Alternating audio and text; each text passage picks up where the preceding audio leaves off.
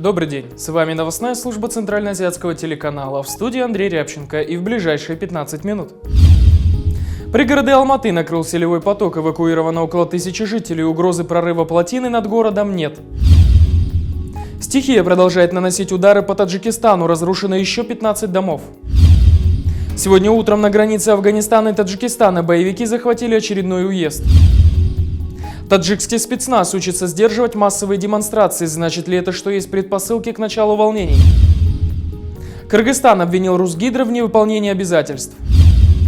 Россия списала почти $1 миллиард долга Узбекистану. Сегодня утром в Алматы сошел селевой поток. Первые сообщения о произошедшем стали поступать около 5 часов утра. Примерно в 6 утра произошел подъем уровня воды по реке Каргалы, но угрозы для населения города не было. Плотина, стоящая над городом, поглотила большую часть потока. Однако из-за вынужденного экстренного сброса воды были подтоплены дома на территории 3 районов Алматы. Около 1000 человек было эвакуировано.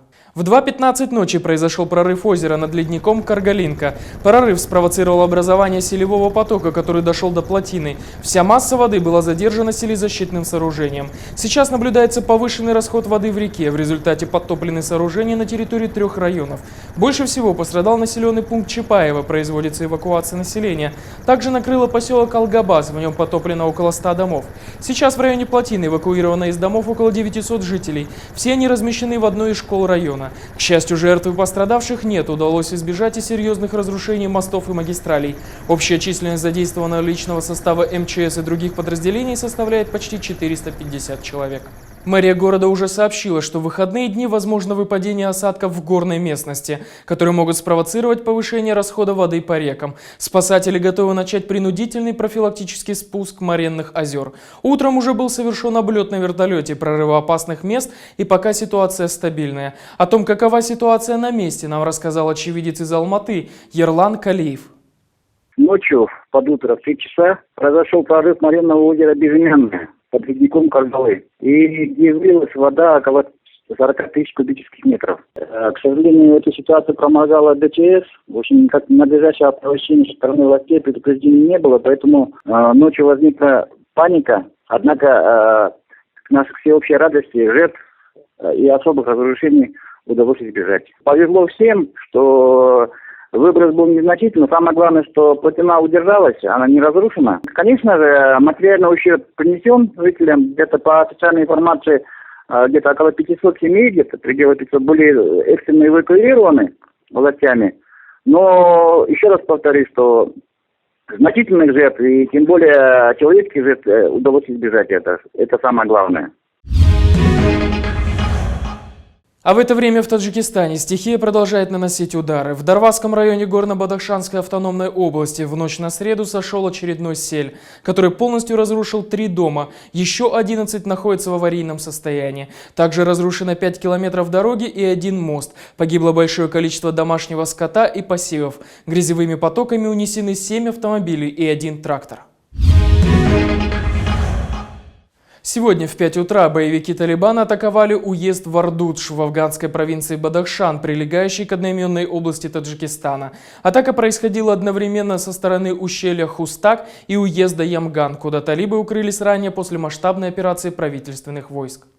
По данным Азадлик, о возможном нападении на уезд центральные власти были предупреждены депутатами парламента Афганистана от провинции Бадахшан. Однако своевременных мер предпринято не было. Афганские власти утверждают, что на стороне боевиков в Бадахшане воюют выходцы из Средней Азии, в том числе из Таджикистана, Синьцзян-Уйгурского автономного округа Китая и Кавказа. Пока афганские силовики собирают силы для отражения атаки талибов, их таджикские коллеги обучаются премудростям поведения при массовых демонстрациях. Спецназ Таджикистана учится у европейских коллег тому, как эффективно охранять общественный порядок при проведении массовых мероприятий. Представители Германии и Швеции обучают силовиков Таджикистана, как сдерживать толпу и собирать улики против демонстрантов. Возможно ли в республике массовые демонстрации, на какой почве они могут вспыхнуть, и может ли случиться повторение волнений в Горном Бадахшане, годовщина которых как раз отмечается в эти дни. Мнение таджикского эксперта Марата Мамадшоева. речь идет, видимо, скорее всего, о столице. И речь идет, скорее всего, о том, что возможен какой-то социальный взрыв. Мне трудно судить об этом, потому что объективных соцопросов каких-либо или чего-либо в Таджикистане нет. Я думаю, что, к сожалению, этого сценария тоже нельзя исключать. Потому что ситуация такова, что она может и 20 лет вот так все продолжаться, а может в любой момент что-то произойти, к сожалению. Ситуация, нельзя сказать, что она стабильна.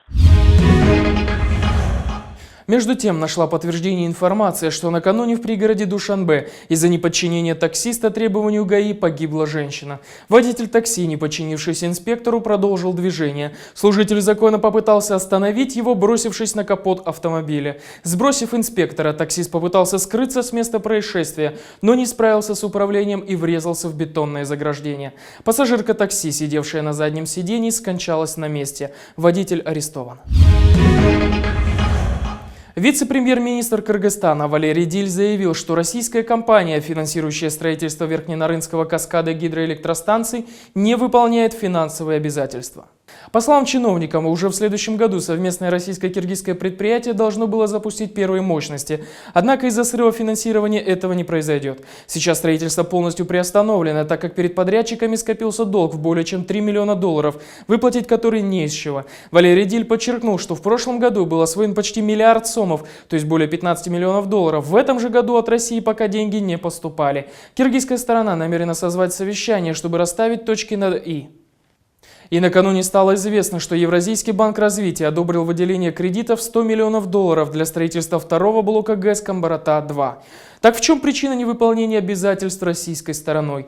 Кризис в России, сопротивление Ташкента, который не хочет строительства новых плотин в Киргизии, или что-то еще? Интервью эксперта из Бишкека, директора Центра перспективных исследований Сергея Масаулова. С российской стороны, скажем, необходимо иногда, вот скажем, по Верхненарынскому каскаду легче еще ситуация, а вот по Камбарата-1 там вот необходимо еще финансирование там из России и так далее. Но с кыргызской стороны постоянно существует одна проблема. И эта проблема возникает каждый раз, когда уже заходит речь о непосредственном механизме реализации. А земли-то под строительство отведены или нет? А там большое количество уже собственников, которые заявляют о том, что земля стоит дорого. И по большому счету, это, кстати, вклад кыргызской стороны земли. Вот этот землеотвод, это будет самой главной проблемой здесь. Так что говорить только о том, что Россия не выполняет свои обязательства, как минимум, преждевременно, я бы так сказал. В Московской области задержаны 3 граждан Республики Таджикистан в возрасте от 24 до 27 лет. Задержанные подозреваются в совершении серии грабежей и разбойных нападений. Установлено, что злоумышленники незаконно проникли в частный дом и, угрожая жильцам ножом, похитили денежные средства, ювелирные изделия и мобильные телефоны. Общий материальный ущерб оценен в размере более 450 тысяч рублей. В ходе личного досмотра у задержанных изъята часть похищенного имущества. Доказана причастность задержанных к совершению еще 2 аналогичных эпизодов противоправной деятельности. Возбуждено уголовное дело «Разбой, совершенный с незаконным проникновением в жилище в крупном размере», который предусматривает наказание в виде лишения свободы на срок до 12 лет.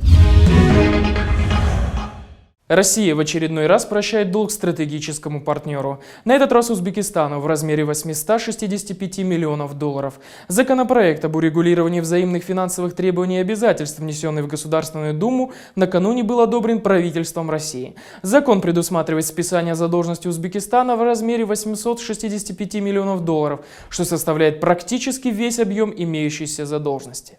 Предварительное соглашение было достигнуто в ходе визита российского президента Владимира Путина в Ташкент на встрече с президентом Узбекистана Исламом Каримовым в декабре прошлого года. Министр финансов России Антон Силуанов отмечает, что общая сумма задолженности Узбекистана перед Россией составляет $890 миллионов. Предполагается, что Узбекистан погасит $25 миллионов, а оставшаяся часть долга в размере $865 миллионов, из которой $500 миллионов собственно долг, а остальное проценты за его обслуживание, будет списан для облегчения государственного долга Узбекистана. По словам официальных лиц Узбекистана, списание долга позволит открывать новые кредиты, в частности по линии торговли оружием.